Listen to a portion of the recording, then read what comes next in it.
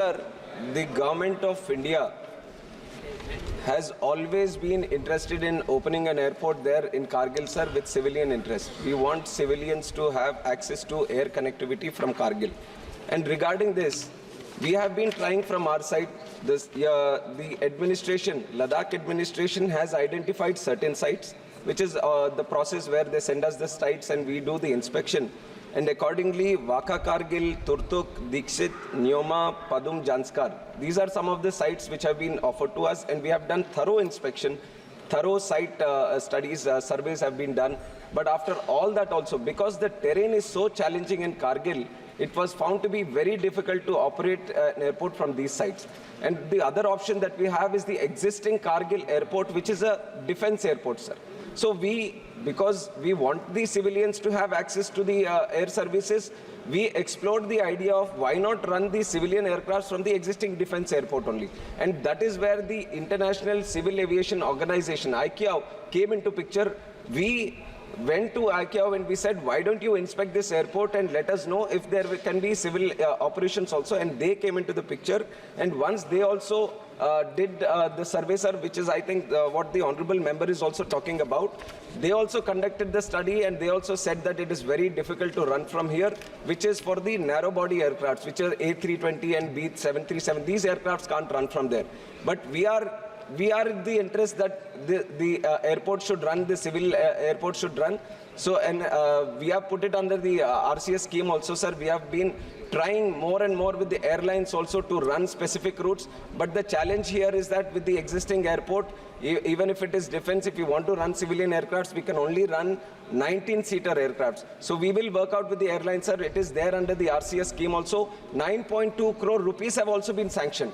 30 lakh worth of small works like electrical works have also been done there, sir. If some airline says that we are ready to provide connectivity from Kargil to Srinagar or Jammu, then we are ready to do the remaining work and provide it for the civilian purpose also, sir. Honorable member supplementary, please. Sir ये उड़ान scheme में 2 बार इसको minute बैठिए। माननीय आप सब नए सदस्य भी आए हैं, हमें सदन का डिसिप्लिन मेंटेन करना चाहिए। आप सप्लीमेंट्री पूछें, उसके बाद आपको देंगे। सर ये एयरपोर्ट मेरे ख्याल से डिफेंस का नहीं है, ये सिविल एयरपोर्ट है, ये डिफेंस को लीज पे दिया गया है। तो मेरा यही है कि उड़ान स्कीम में इस एयरपोर्ट को 2 बार शामिल करने के बावजूद अभी तक वहाँ पे कोई सिविल एयर सर्विस शुरू नहीं किया गया। क्या इस पे कोई 50-60 सीटर का जो एयरक्राफ्ट को जल्दी से शुरू करने का क्या आपका प्लान है? सर ये पहले जैसे AI के पास था, फिर because of the security aspect in Kashmir and Ladakh area it has been handed over to defence. And जो 50 सीटर के एयरक्राफ्ट की बात करें, अभी मैंने बताया सर, जो एग्जिस्टिंग कारगिल का एयरपोर्ट है वहाँ पे जो रनवे है, वहाँ की जो टेरेन डिफिकल्टी है, लैंडिंग टेक ऑफ के जो प्रोटोकॉल्स है, उसके हिसाब से 19 सीटर एयरक्राफ्ट की हो सकता है सर। उसी के बारे में हम एयरलाइंस के साथ भी प्रयास भी चल रहे हैं RCS उड़ान स्कीम के तहत। माननीय सदस्य ने कहा कि 2 बार उड़ान स्कीम है, पर हमने 3 बार भी उसको कराया सर, और भी प्रयास करते रहेंगे कि आगे यहाँ से एक सिविलियन एयरक्राफ्ट की शुरुआत हो। ऑनरेबल मेंबर श्री मियां अल्ताफ। सर मैं ऑनरेबल मिनिस्टर साहब से स्पेसिफिक ये पूछना चाहता हूँ कि पिछले कई सालों से हम सुन रहे हैं करगिल एयरपोर्ट के बारे में कोई स्पेसिफिक जवाब नहीं आता, और आज भी कोई स्पेसिफिक जवाब नहीं है। एक पूरा रीजन जो है वो कटा हुआ होता रहता है। 7 महीने तमाम सप्लाईज वहाँ की बंद होती हैं, माइनस टेम्परेचर वहाँ रहता है, तो कोई उनका और नहीं है ज़रिया मुल्क के साथ मिलने का। लद्दाख है तो वो भी वहाँ से बहुत दूर है। कश्मीर वैली जो है वो 7 महीने बंद रहती है। तो स्पेसिफिक आप मंत्री साहब ये बताएं कि आप किसी भी प्राइवेट या गवर्नमेंट जो भी आपकी एयरलाइंस हैं, ये हुकूमत का फ़र्ज़ बनता है, ये हुकूमत की ज़िम्मेवारी है कि वो किसी से भी बात करे, लेकिन 6 महीने की वहाँ सर्विस जो है वो विंटर्स में वहाँ लोगों को दे। इसके लिए मैं ये आपकी ज़ाती मुदाखलत चाहता हूँ, पर्सनल इंटरवेंशन चाहता हूँ कि आप इनका ये मसला हल करें। Thank you sir. सर हम माननीय सदस्य की चैलेंज को समझ सकते हैं, और वहाँ की जो लोगों की भी जो समस्या है, जो कनेक्टिविटी का, तो वो सब समझ सकते हैं सर। उसी के तहत हमने बोला था कि हमारी तरफ से पूरी प्रयास चल रही है कि कारगिल से एक एयरक्राफ्ट की शुरुआत हो, पर ऐसा नहीं है सर कि छोटे एयर स्ट्रिप मिल जाए और बड़ा एयरक्राफ्ट वहाँ पे लैंड हो। सेफ्टी का भी इशू रहता है, तो हमें पूरा प्रोटोकॉल्स फॉलो भी करना पड़ेगा। तो उसी के तहत जो एग्जिस्टिंग एयर रनवे की जो लेंथ है वहाँ पे उसके हिसाब से 19 सीटर का ही वहाँ पे लैंडिंग या टेक ऑफ हो सकता है। तो उसके तहत जो माननीय सदस्य ने बोला, हम पूरी तरह से पूरी लगन के साथ हम प्रयास करेंगे, एयरलाइंस के साथ भी बात करेंगे, जितना जल्दी हो सके उतना जल्दी हम करना चाहेंगे। Question number 146 Shri Janardan Mishra ji. माननीय मंत्री जी। Sir, the answer has been placed on the table of. माननीय सदस्य। धन्यवाद सभापति महोदय। विमानन के क्षेत्र में प्रधानमंत्री मोदी जी के कार्यकाल में जिस तरह से हवाई अड्डों का निर्माण हुआ है और विमानन यात्रियों की संख्या बढ़ी है, वो अपने आप में एक अभूतपूर्व है। और मेरे जैसे इलाके में जहाँ अभी रेल सुविधाओं का भी अभाव है, वहाँ पर भी मोदी जी ने और तत्कालीन नागरिक उड्डयन मंत्री आदरणीय ज्योतिरादित्य सिंधिया जी के प्रयासों से हवाई अड्डे का निर्माण हुआ है और आदरणीय रामानु नायडू जी के प्रयासों से वहाँ विमान के संचालन के लिए लाइसेंस की प्रक्रिया जारी है।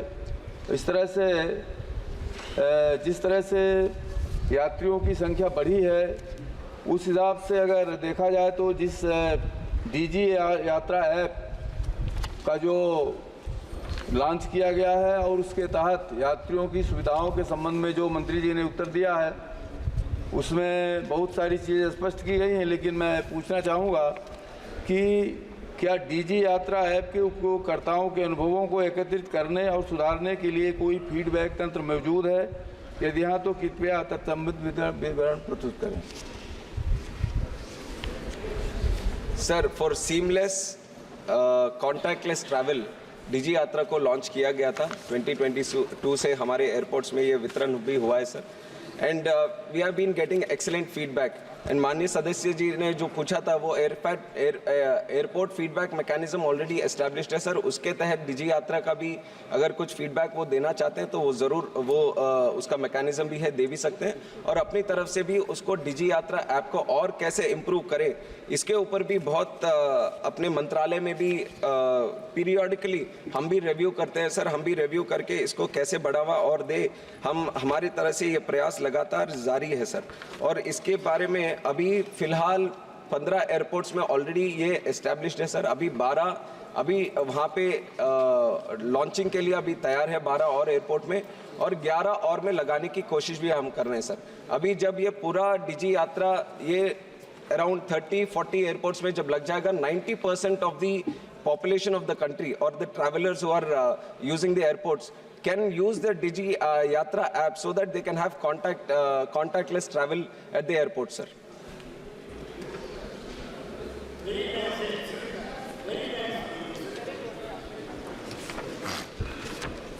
एक विषय दूसरा है,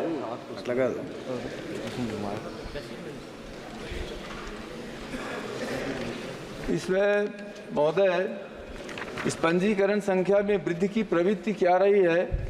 इस संदर्भ में कोई अनुमानित डाटा अगर है तो उसका भी विवरण देने का कष्ट करेंगे।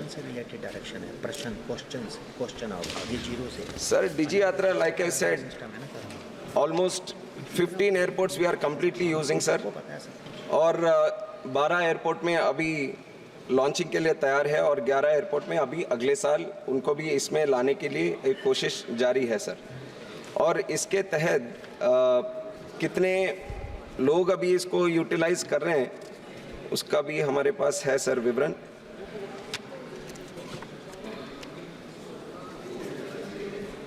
सर उसका मैं डेटा अभी उनको अलग से वो भेज दूं। रविंद्र शुक्ला जी और रवि किशन जी। अगला हमारी मनीष तिवारी जी। अध्यक्ष जी, आपका बहुत बहुत धन्यवाद। अध्यक्ष जी, आपके माध्यम से मैं माननीय मंत्री जी से पूछना चाहता हूं, उच्चतम न्यायालय ने एक फैसला दिया था अध्यक्ष जी कि जो राइट टू प्रिवेसी है वो मूलभूत अधिकार है और उसके तहत इस संसद ने एक कानून तैयार किया था। आपको याद होगा अध्यक्ष जी, इससे मैं इसी संबंधित इसलिए आ रहा हूं, उस पर आ रहा हूं।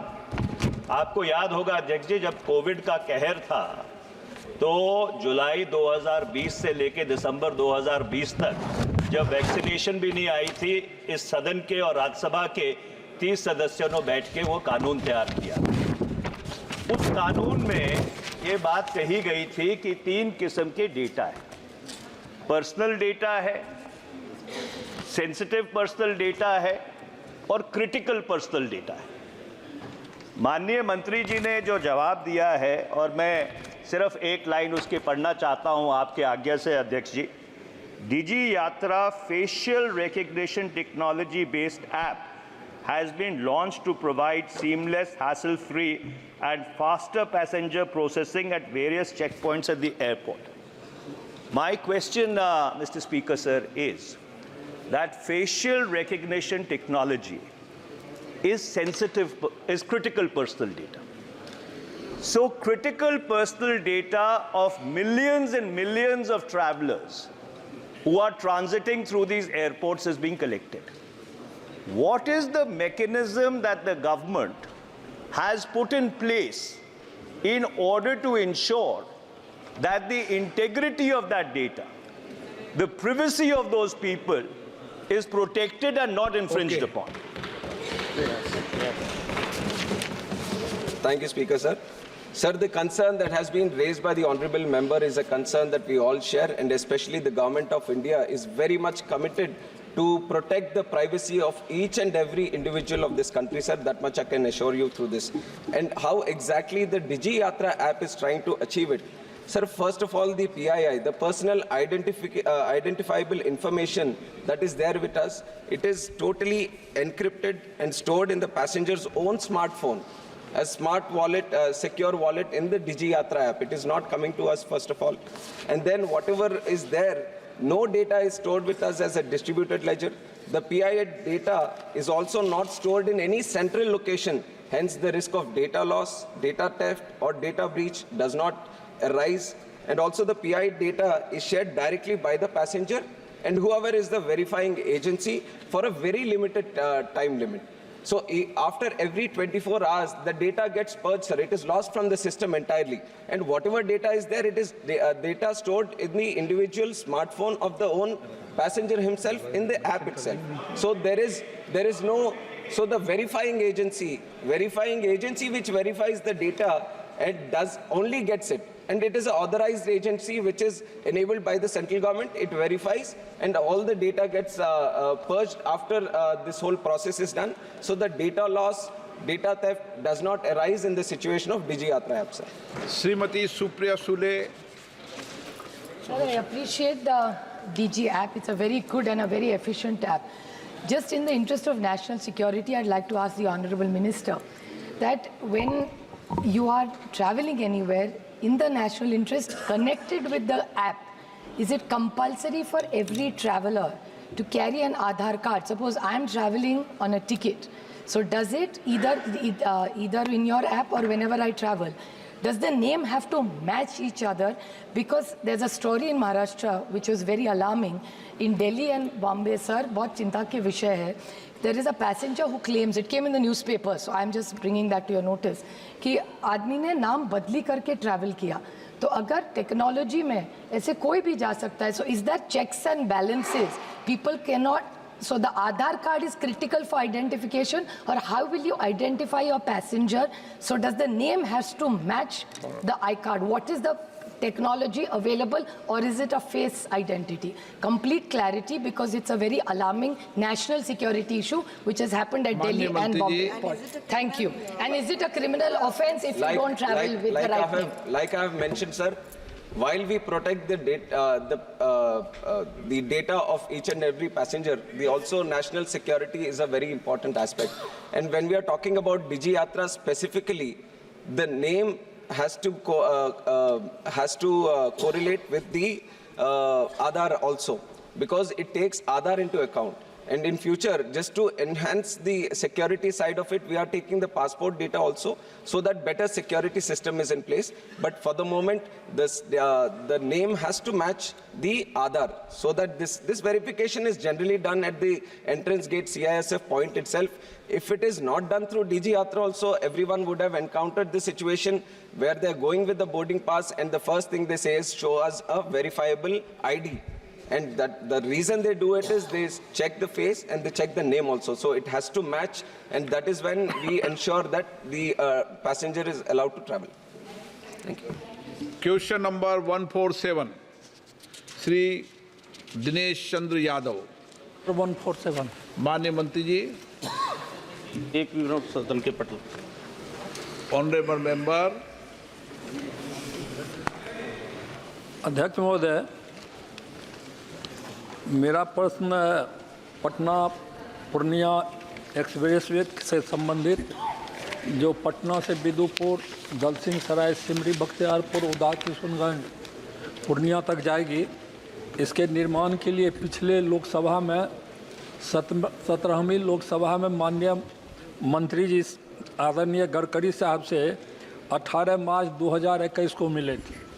अंतोगत्वा इसकी मंजूरी उन्होंने दी और पिछले बजट में उसके लिए राशि का भी प्रावधान किया गया।